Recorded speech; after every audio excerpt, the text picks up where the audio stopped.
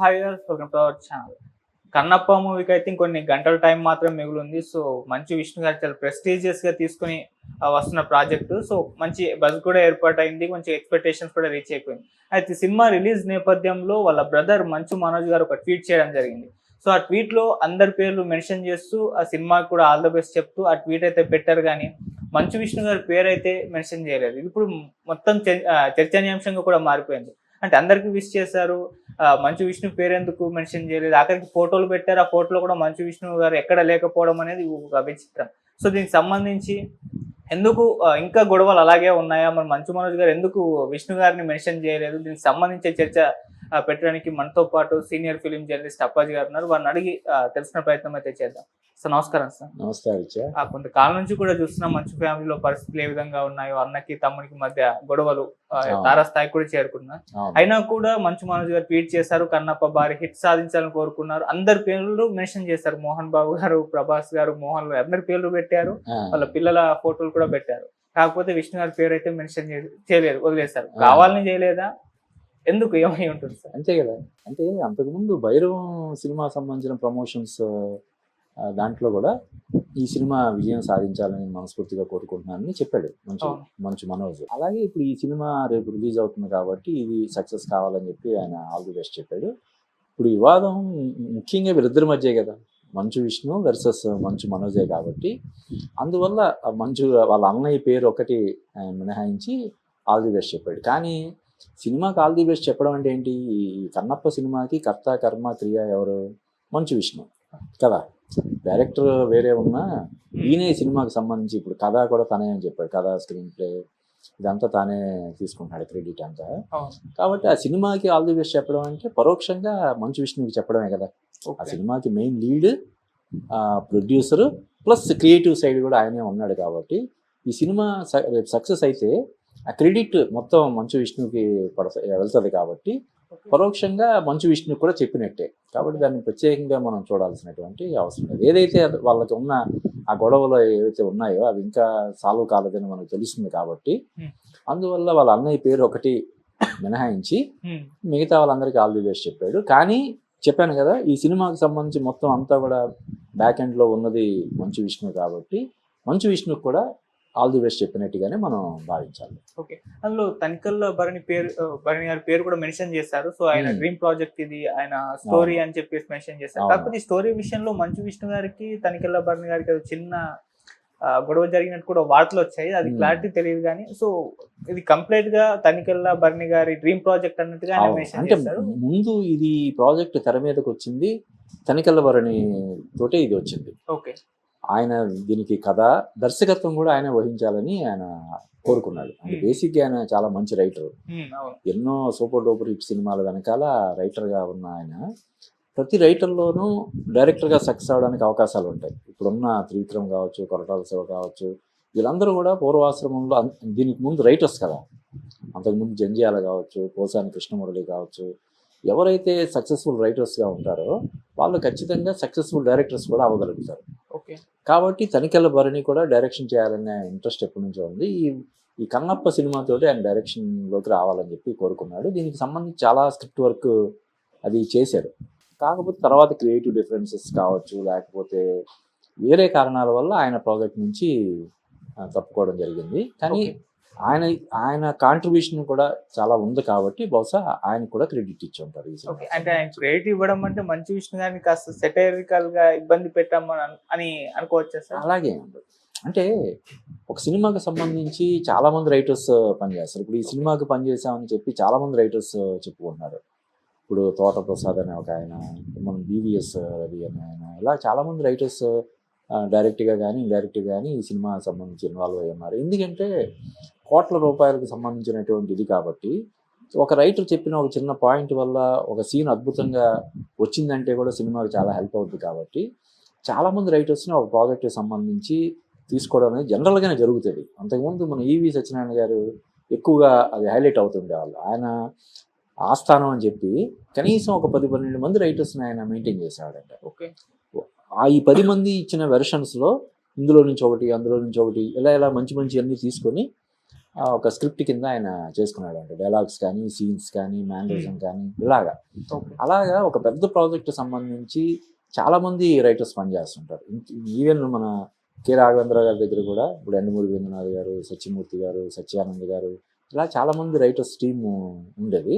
అలాగే ఈ సినిమాకు కూడా చాలామంది రైటర్స్ ఖచ్చితంగా వర్క్ చేసే ఉంటారు. ఎందుకంటే ఇది పాన్ ఇండియా ప్రాజెక్ట్ లా కూడా ఉంది కాబట్టి అటు హిందీలో, తమిళంలో, కన్నడలో, మలయాళంలో అన్ని భాషల్లో విడుదలవుతుంది కాబట్టి ఎక్కడ రిస్క్ తీసుకోవడానికి ఎవరు అంత సాహసం చేయరు కాబట్టి ఎవరైనా ఒక రైటర్ ఏదైనా మంచి పాయింట్తో వస్తే ఖచ్చితంగా వాళ్ళు తీసుకుంటారు. ఓకే సార్, మొన్నటి వరకు కూడా మనోజ్ గారు అంటే నా సినిమాకి భైరవన్ సినిమాకి భయపడి పోస్ట్ పోన్ చేసేసాడు కన్నప్ప సినిమాని కామెంట్ చేశాడు. ఆ తర్వాత హార్డ్ డిస్క్ విషయంలో మంచు విష్ణు గారే మనోజ్ ఎత్తుకెళ్ళిపోయాడు అని చెప్పేసి అదొక గొడవ నడిచింది. అంటే కన్నప్ప విషయంలో మొన్నటి వరకు ఒకలాగా మనోజ్ గారు ఉండడం, సో ఇప్పుడు కంప్లీట్ గా భైరవంలో ఒక ఈవెంట్ లో చెప్పడం, ఇప్పుడు విష్ చేయడం అనేది ఏ రకంగా ఈ మార్పు గల కారణం ఏంటంటే? అదే అంటే ఎప్పుడు అన్నదమ్ముల మధ్య ఉండే గొడవలు ఎప్పుడు శాశ్వతంగా ఉంటాయని మనం ఆశించకూడదు కదా, చేయకూడదు కదా. అంటే టీ కప్పులో తుఫాన్ లాగా ఇద్దరు కలిసి మాట్లాడుకుంటూ తేలిపోయే విషయాలు అంటే ఒక్కొక్కసారి సంవత్సరాల తరబడి కూడా నడుస్తాయి, అవి వేరే. కానీ ఎక్కువ సందర్భాల్లో 90% ఇలాగా ఎవరైనా మధ్యలో కూర్చొని ఎందుకురా గొడవలు, ఎందుకు ఇలాగా, నువ్వు నష్టపోతావు, ఇద్దరు ఎందుకు బదనాం అవ్వడం అని చెప్పి ఎవరైనా మధ్యలో మోహన్ బాబు గారు లేకపోతే వాళ్ళిద్దరికి కావాల్సిన వాళ్ళు ఎవరైనా కూర్చొని మాట్లాడితే తేలిపోయేంత చిన్నది కదా. కాబట్టి అప్పట్లో ఆయన నెగిటివ్గా కామెంట్ చేశాడు కాబట్టి ఇప్పటికి కూడా అదే స్టాండ్ మీద ఉండాలి. ఇప్పటికి కూడా ఆయన కన్నప్ప అట్టఫ్లాప్ అవ్వాలని కోరుకోవాలి. కన్నప్ప ఎట్టి పరిస్థితుల్లో విజయం సాధించకుండా ఉండడం కోసం ఆయన కృషి చేయాలని మనం కోరుకోకూడదు కదా. అప్పట్లో ఆ స్టాండ్ తీసుకున్నాడు. కన్నప్ప సినిమాకి అవసరమైతే నేను భైరవం రిలీజ్ చేస్తానని చెప్పి అడావిడి చేశాడు. తర్వాత తనే కన్నప్ప సినిమా కూడా చాలా పెద్ద విజయం సాధించాలని కోరుకుంటున్నాను అన్నాడు. ఇప్పుడు స్వయంగా ఆల్ ది బెస్ట్ చెప్పాడు. కాబట్టి దాన్ని పాజిటివ్గానే మనం తీసుకోవాలి తప్ప నెగిటివ్గా తీసుకోవాల్సిన అవసరం లేదు. ఓకే, సరిగా సినిమా విషయానికి వచ్చేసరికి మరి ఎలా ఉంది బుకింగ్ రెస్పాన్స్? అంటే సింగిల్ స్క్రీన్లో ఫుల్ అయిపోతున్నాయి కానీ మల్టీప్లెక్స్లో ఇంకా అవ్వట్లేదు, యావరేజ్గానే ఉంది అన్న మన బుక్ మై షోలో ఇట్లాంటి ప్లాట్ఫామ్లో చూస్తే అర్థమైపోతుంది. సో అదే నడుస్తుంది కూడా సోషల్ మీడియాలో. ఎందుకు అంటే ఒక పాన్ ఇండియన్ సినిమాకి ఏ రకమైన బుకింగ్స్ ఉంటాయో మనకు తెలిసిందే. సో ఆ రకమైన బుకింగ్స్ లేవన్న ఒక నిరేషన్ కూడా వినిపిస్తుంది సార్, దానికి మీరేం చెప్తారు? అంటే ఇప్పుడు చాలామంది ఉన్నారు కాబట్టి పెద్ద స్టార్స్ అందరూ కూడా, ప్రభాస్ కానీ మోహన్ లాల్ వీళ్ళందరూ ఉన్నారు కాబట్టి ఖచ్చితంగా మంచి క్రేజ్ ఉండాలి. కానీ ఇప్పుడు మరి సోషల్ మీడియాలో కానీ ఇప్పుడు నువ్వు చెప్తున్న బుక్ మై షోలో కానీ ఆశించిన స్థాయిలో దానికి బుకింగ్స్ కానీ క్రేజ్ కానీ లేదంటే కొంచెం ఆశ్చర్యపడాల్సినటువంటి విషయమే. అయితే దేవుంది రేపు సినిమా రిలీజ్ అయ్యి చాలా ఎక్స్ట్రాడినరీగా ఉందని టాక్ వచ్చిందంటే ఆటోమేటిక్గా ఇప్పుడున్న ఈ సోషల్ మీడియా యుగంలో అది బ్యాడ్ టాక్ కావచ్చు, పాజిటివ్ టాక్ కావచ్చు, విత్ ఇన్ సెకండ్స్ స్ప్రెడ్ అయిపోతుంది కదా. ఈవెన్ మంచు విష్ణు నటించినటువంటి డి సినిమా కూడా అప్పుడు ఏ విధమైనటువంటి క్రేజ్ లేకుండా వచ్చింది. ఆ సినిమా పైగా చాలా నెలలు సంవత్సరాలు ఆగిపోయిన సినిమా అది.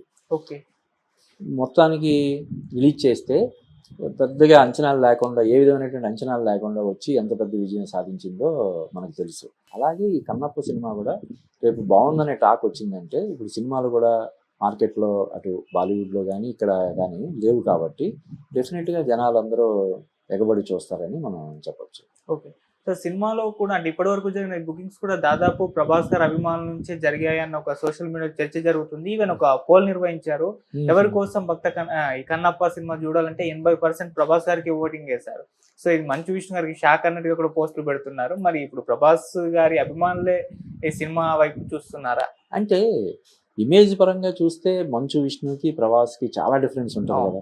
ప్రభాస్ ఎక్కడ పాన్ ఇండియా స్టార్, తన ఫ్లాప్ అయిన సినిమాలు కూడా 150-200 కోట్లు అలవోకగా కలెక్ట్ చేయగలిగే రేంజ్లో ఉన్నాడు ప్రభాస్.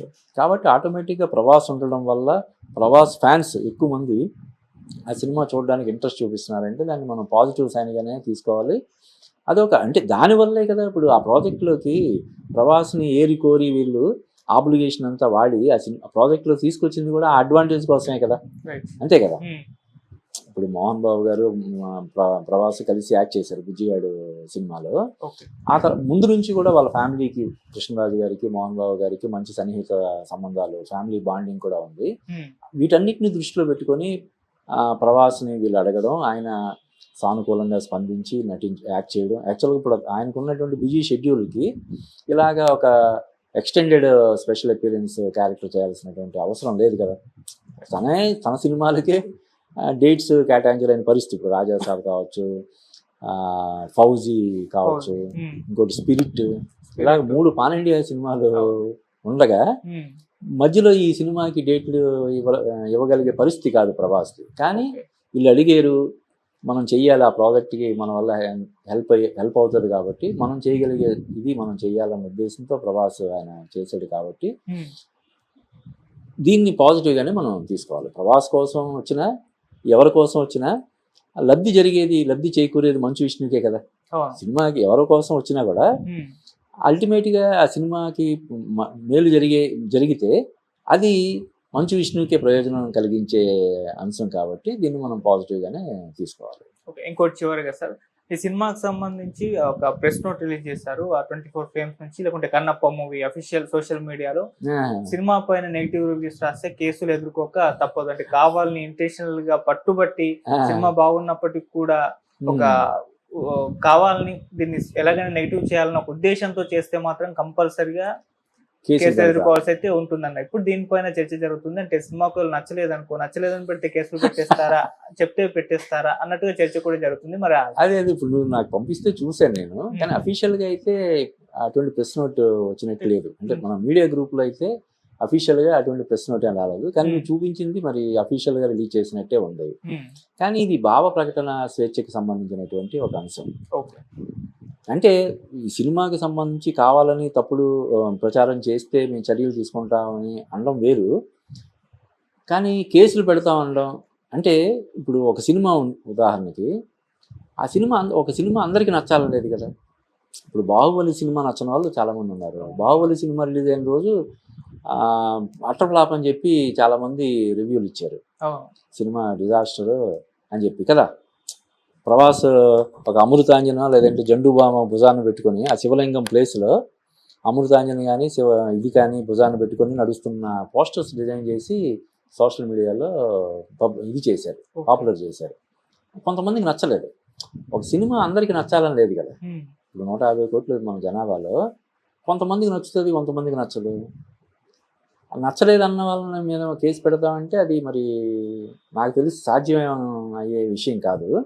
అలా అని కావాలని చేస్తే, దుష్ప్రచారం చేస్తే పనిగట్టుకొని అది ఖచ్చితంగా ఏవైతే మన నిబంధనలు ఉంటాయో వాటిని అతిక్రమించి చేస్తే మాత్రం వాళ్ళు చర్యలు తీసుకోవచ్చు. కానీ మామూలుగా ఎవరైనా నాకు ఈ సినిమా నచ్చలేదు అని చెప్తే వాళ్ళు కేసులు పెడతారని నేను అనుకోవట్లేదు.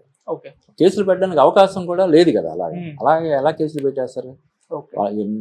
డబ్బులు కొనుక్కొని వెళ్ళాడు, టికెట్ కొనుక్కొని డబ్బులు పెట్టి సినిమా చూశాడు, అతనికి నచ్చని విషయాన్ని బయటకు వచ్చి చెప్తే కేసు పెడతారా కదా. నాకు తెలిసి అది మామూలుగా వాళ్ళు రిలీజ్ అయ్యి ఉంటుంది తప్ప అఫీషియల్గా అటువంటి స్టేట్మెంట్ వచ్చిందని నేను అనుకోవట్లేదు. అయితే ఇంకోటి ఏంటంటే పనిగట్టుకొని ఏదైనా ఒక సినిమా మీద దుష్ప్రచారం చేయడాన్ని ఖచ్చితంగా మనం ఖండించాలి కదా. ఎందుకంటే ఒక సినిమా వెనకాల కొన్ని వందల మంది, వేల మంది పనిచేస్తారు. ముఖ్యంగా ఇటువంటి పాన్ ఇండియా సినిమాలు, విఎఫ్ఎక్స్ బేస్డ్ సినిమాలు వెనకాల ఎంతో కష్టం ఉంటుంది. ఎన్నో కోట్లు ఖర్చు పెట్టి తీస్తారు.